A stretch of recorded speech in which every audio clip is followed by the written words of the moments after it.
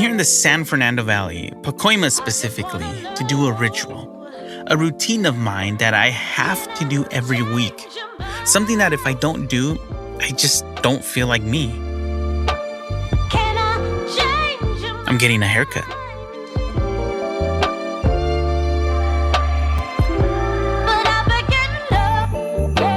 Hello, my name is Jaime and welcome to ReCurrent. This week we are in the San Fernando Valley of California, exploring cultural heritage through the lens of a community barbershop.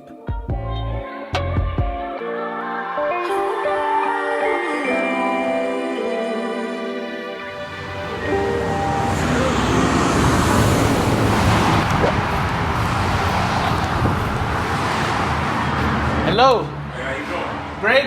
Yes. How you doing, sir? Good. How you doing? Can't complain. I can't complain. How you doing? Pretty good. It's so great to meet you. Always. Appreciate it. So, I'm ready. Ready for the cut? Have a seat. Give me a couple minutes. I started to be my own full-time barber my freshman year of high school because my brother and I were tired of waiting for haircuts every 2 weeks. Spoiler alert, we weren't great at first and often had to cover up mistakes with hats. Eventually, we got good enough that I didn't need to visit a barbershop for over a decade. In that span of time, just as everything in life, things change and barbershops were no exception. They evolved, popping up in garages, bathrooms, and you can even have the barbershop come to you in a fancy mobile converted Sprinter van. But there's something nostalgic about StylesVille. No appointments, lots of shop talk, nothing but good vibes, and a personal favorite of mine, the smell of fresh pomade. Don't worry about nothing. Don't worry about nothing, boss man. Oh, I just wanted to look at it, but...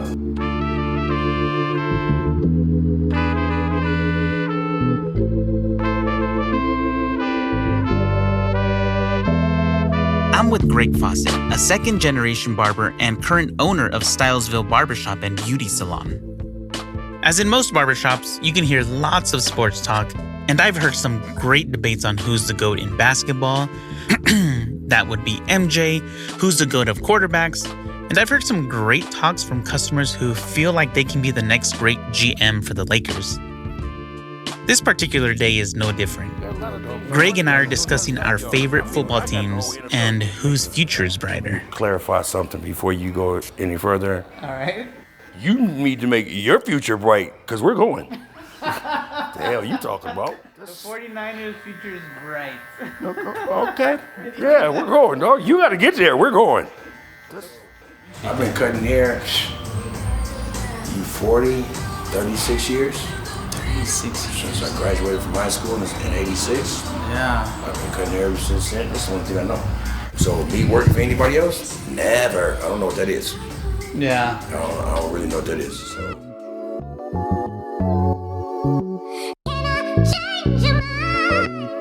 Walking into StylesVille is like taking a trip back to the past.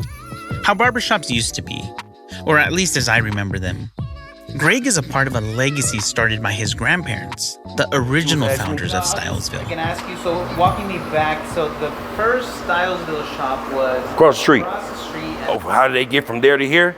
57. Okay, back in 57, basically, let me see, from Glen Oaks to Laurel Canyon, both sides of the streets is black-owned businesses. So my grandfather and the owner of this place got close. It was a bar right here. Yeah. They got to talking. So before he put this business on the market, I guess my grandfather had already put in his ear that he was looking for a business. Now, let me bag you up for a second. Before we bought this, we owned next door already and the business next door before we owned this. Yeah. So my grandfather was like, okay, let me do a little monopoly. When you get ready to sell, let me know before you put it on the market. So before he put it on the market, he called my grandfather over here. This is a Saturday. My grandfather talked to me, yeah. He said, so I'm getting ready to put my business on the market. You told me to get at you before I put it on the market, so I'm letting you know.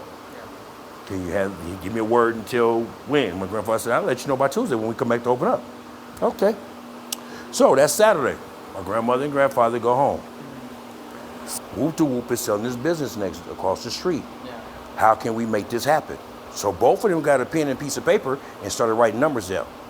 So when they said, yeah, my grandfather folded the note back up and slid it to the top of the bar. and left it right there until Tuesday morning.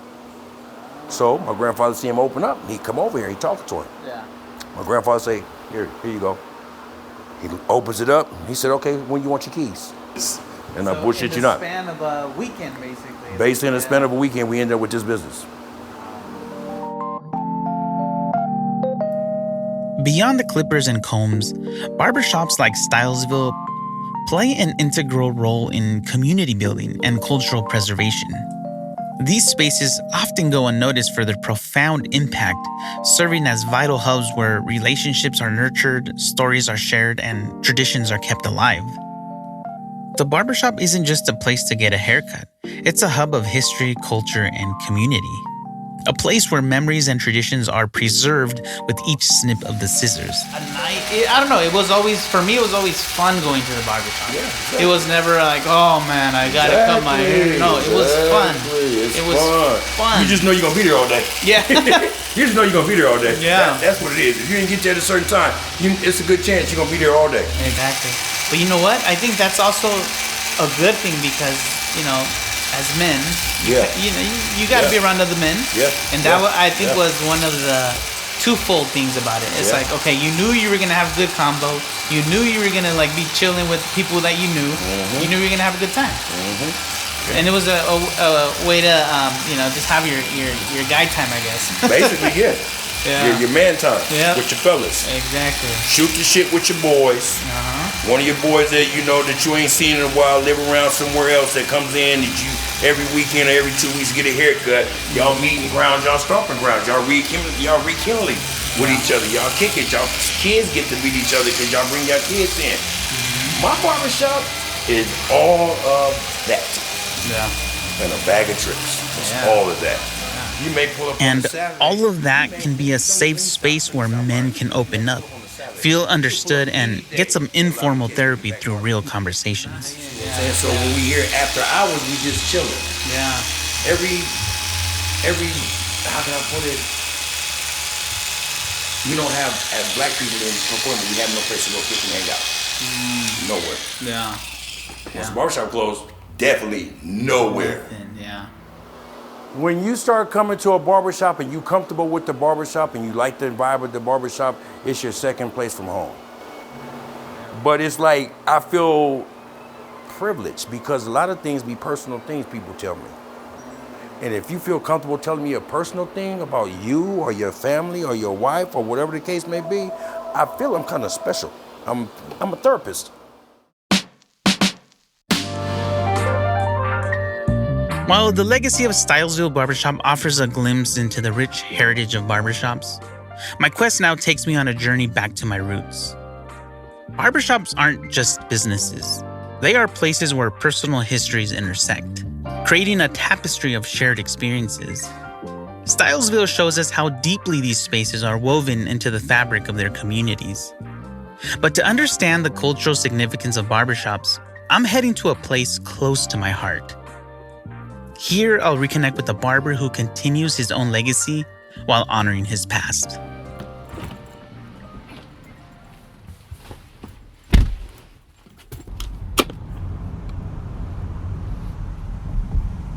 This is definitely the farthest I have ever driven for a haircut. I'm headed to my hometown, which is 2 hours away from LA. My dad was my first barber. He used to cut my hair with scissors, very old school style. My dad accidentally cut my ear during one of those cuts, which I still have a scar from, and he would feel really bad about it every time it got brought up. And so shortly after that, we all started going to a barbershop. The barber had this whole ritual. He wrapped a neck strip around me, draped the cape over my lap, snapped it tight in the back, and he would adjust the chair with a quick pump, tilting me back slightly before spinning me around to get the perfect angle. And it all ended with some fresh pomade in my hair. That's when I fell in love with the whole experience. The outcome, the feeling of feeling fresh and looking good.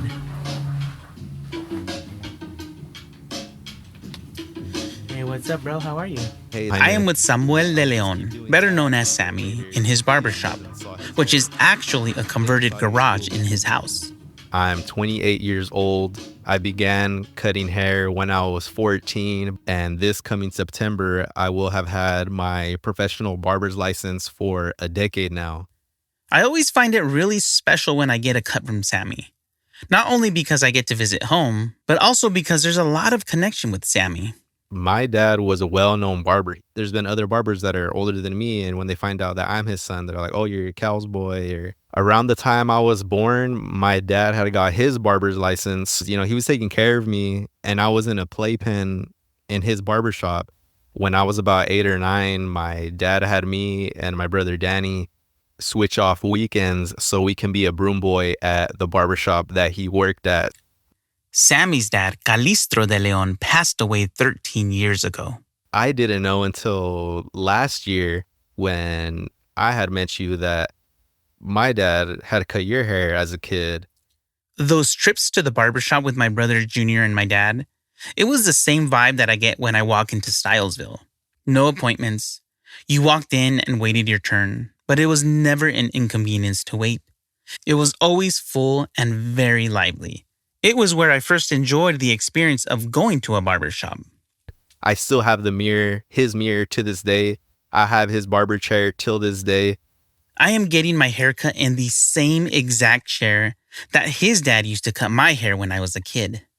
When you ache for nostalgia or a connection to the past, experiences like this just blow you away and flood you with emotions.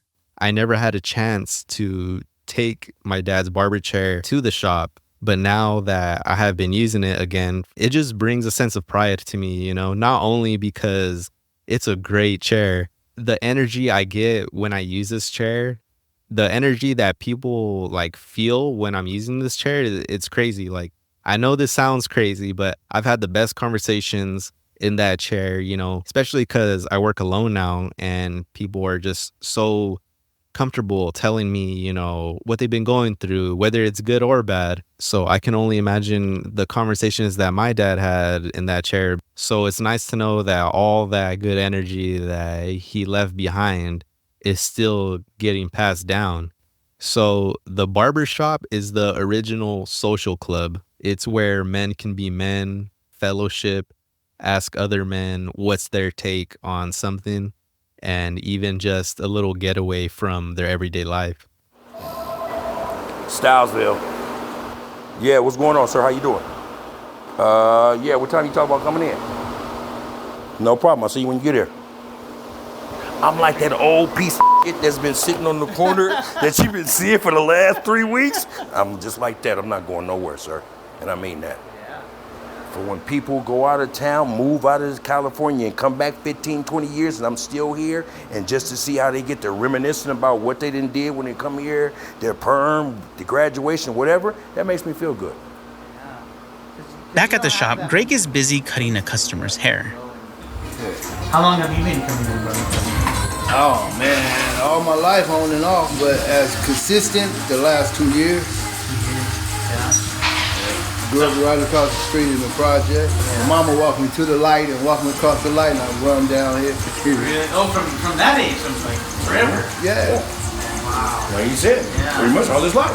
Yeah. I tried down the street on Herrick and Van Nuys, but my crowd ain't they crowd. It's just you're not gonna find. You gotta get like barbershops ain't barbershops no more. You know what I'm saying? Basically, everybody that's come in this shop is pretty much all they like.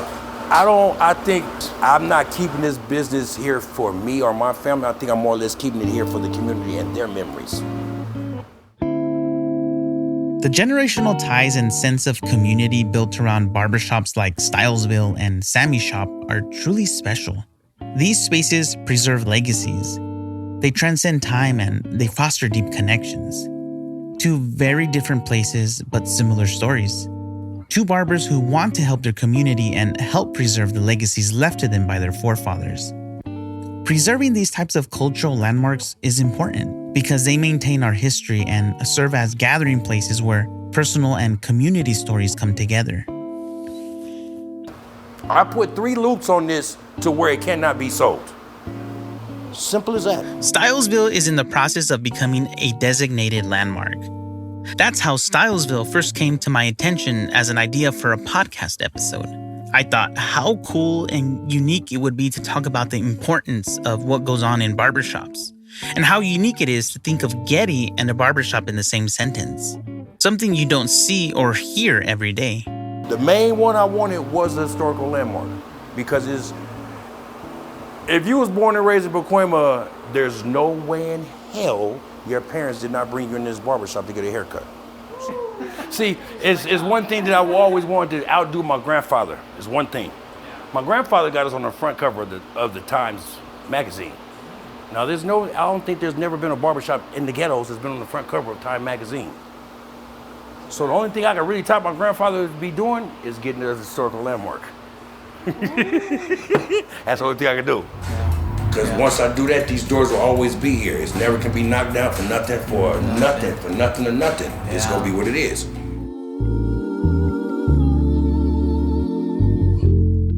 I thought back to the barbershop where Calistro, Sammy's dad, used to cut my hair. It was a yellow converted old craftsman home. Super bright lights inside, music and a TV playing in the background.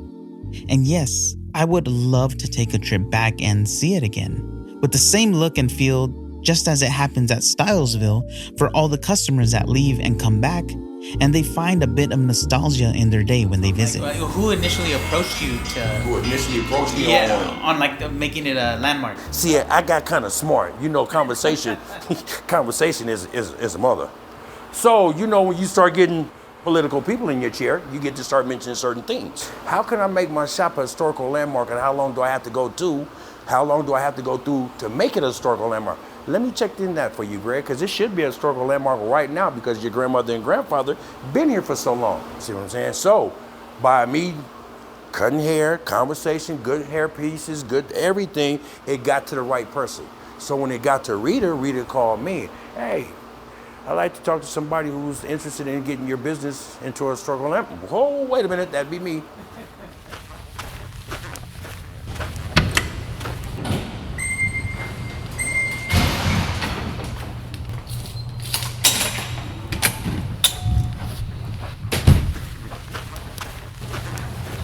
Hi, Rita. How are you? Right now, they're about 4% of the 1,360 sites now that are identified as historic cultural monuments. Only 4% are associated with African Americans. So this is Rita Cofield, a Los Angeles native who works for Getty as an associate project specialist. I met up with her at Getty to talk more about StylesVille and her role. Yeah, these sites are anchors. They're anchors in the community. And they're anchors in the community because they have history, and it's not because the history of the physical form of the building, although that's important, because if you demolish it, it would be terrible. But the anchors are those folks that are still there serving in those buildings, and the memories of those buildings and the stories.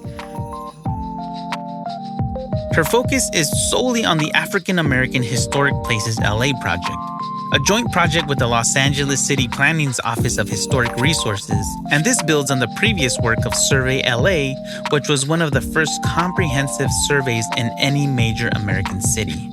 It surveyed over 880,000 parcels to identify both historic and potentially historic sites, buildings, landscapes, districts, and objects. This project came about because of the racial reconciliation that was happening in 2020. This project wants to really sort of celebrate and highlight the contributions of African Americans in Los Angeles. But like I said, it's multi-layered. We're looking at designating sites. We're looking at working with neighborhoods to apply what we're calling cultural preservation strategies, which go beyond designating sites. So the goal of the project is not only to increase the number of sites that are associated with African Americans, but to apply what we call an anti-racist lens to the preservation practice and policies of the city, and to uplift and make visible these under-recognized contributions of African Americans throughout the city of LA. And we're, with our project, we're reaching out to community to make sure that we get community input, because we don't want to keep doing the same thing in terms of who is designating, who is saying these places are important. So really going into the community and asking them for things that we can't see, the social and the cultural significance that we can't see. So how did StylesVille come into play? Well, Pacoima has a champion, and we were very lucky to have as one of our advisory committee members, Crystal Jackson, who's a local historian and just like wrote a 700-page book on Pacoima. We were lucky enough, our partner Kim Bernstein, as we were trying to figure out what local African-American experts we'd like to be a part of to help guide the project, Crystal Jackson's name came up. So Crystal was a part of the Historic Cultural Monument subcommittee. And we said, hey, look at this list, and then sort of shortlist some sites. And we got a short list of 15. And from that short list of 15, we got a short list of 5. And so StylesVille, that committee agreed, that this is really important. And then we had Crystal and the community that was like, of course, it's the first Black barbershop in the San Fernando Valley. To me, I didn't do my job if I didn't make this spot a historical landmark before I pass or pass it on to my kids. That's my whole all-time dream. Yeah. I did that. I'm cool. Yeah.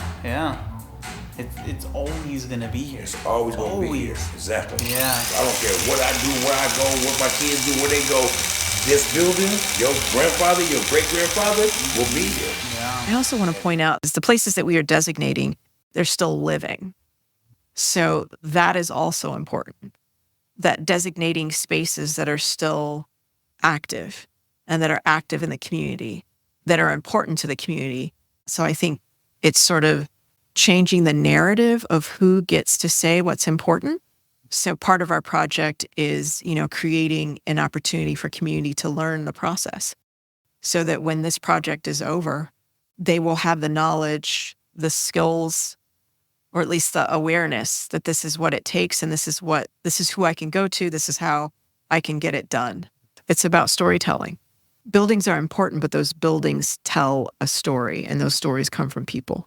Communities that have this rich history like Pacoima, not many people know that, Black people were pioneers in Pacoima, and it was because of the racial covenants that prevented them from buying and renting and living in spaces outside of Pacoima.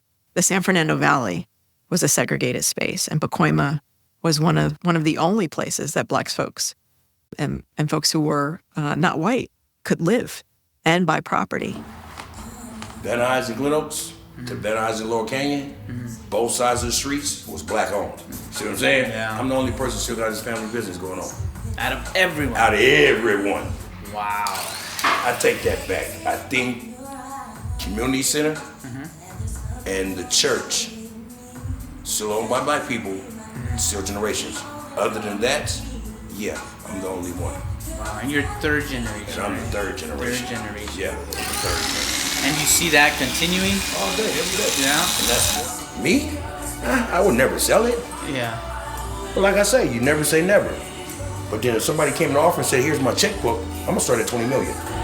If you say write it in, I'm gonna sell it. Because I know my grandfather told me to sell it for $20 million. It's not worth $20 million. Yeah. It's worth a whole lot more to me. The memories, the people that came and met their girlfriends, their fiancés, families, that means a whole lot more to me than any amount of money in the world. I don't care what it is, and that's being truthful. But these memories, of people that's been in here, I got generations, third generations. Wow.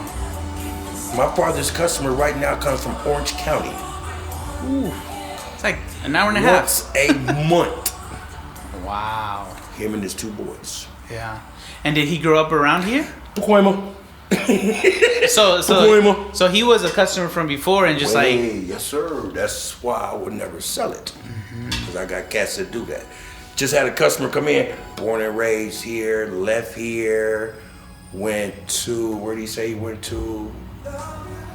Georgia, Atlanta, Texas, Sacramento, come back in town. Let me see if StylesVille still open. Where'd he come? Get a haircut. That makes me feel good when people can travel the world, see the world, do the world, and then come back and I'm still here. You just don't know how good that makes me feel. That makes me feel good because that lets me know my grandmother and grandfather started a legacy that is unforgettable. Yeah. I don't care what you do. Yeah. I don't care where you go. Mm-hmm. Yeah. You're gonna compare every barbershop and beauty salon to this barbershop that you was raised in. I'm here more or less from my community. You, people that's been raised in this barbershop, that has kids, that moved out and come back, that's what I'm here for. Yeah. Oh, Greg, you still here, man? Yeah. That right there, yeah, you may get me drop a tear or two. Yeah, yeah. See what I'm saying?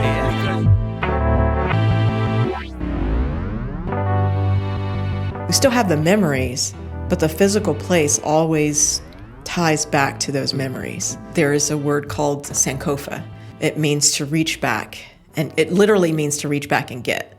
But it's talking about going back and getting the history and not forgetting the history so that you can move forward. So you can bring that history, you can feel comfortable in bringing that history forward so that you can teach it and learn from it. I believe that I'm preserving and continuing my dad's legacy as a barber by doing what I believe he would want me to do, which is have good community, keep it going by not just doing a great haircut, but by keeping his spirit alive with all the great conversations that I have with my clients and the great connections and friendships that can come out of this. And my mom, she sees a part of him in me because I'm still doing this. It's kind of like when they say a certain smell can take you back to a certain time and place. I know that if she smelled the pomade that my dad would use, which is Gable's lemon pomade, it would take her back to oh dang, I remember him putting this on every morning. And I feel that I do that for her whenever I dye her hair, because she'll just tell me if I close my eyes, I can feel like it's your dad doing this because you do it exactly the way he does it. It's always just like a full circle moment. StylesVille embodies that essence of keeping the past present, all while continuing to be a space in the community for future generations. The first time I came in and got my hair cut, these kids came in and they just sat at the back. I was about to get irritated. I was like, what are they doing? They're just coming in. I was like, Rita, this is their space. And he has made it available for them. He has opened it up for them to be a safe space, like you said. And it's in my mind, oh my gosh, that is so needed because they're not going anywhere else. They probably causing trouble. Are probably working at that time, and that's a safe space for them. It's I'm going over to StylesVille, and it's okay. The parents probably okay, I know you're good. Yeah. Don't go anywhere else. So yeah. I thought that was really, and I was like, are they here for a haircut? And he's like, no. That's sort of a normal thing. And he has a barbecue pit. I think he said he's going to get back to barbecuing. Oh yeah, you been at the barbershop, buddy. So the next one I would say barbecue ribs, chicken. You let me know what you want me to bring, I'll bring. Thank you. I appreciate that. No, I appreciate y'all coming. It's lovely. Boss man, it's on you. I've been working all day, spending all my time. Thank you for joining me on this episode of ReCurrent. Join me in 2 weeks as we continue to explore the cultural heritage stories around us. Let's see what we can gain by keeping the past present.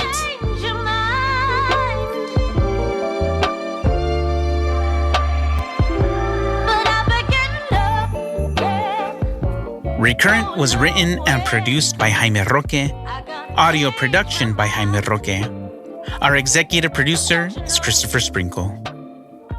For transcripts, images, and additional resources, visit getty.edu/podcast/recurrent.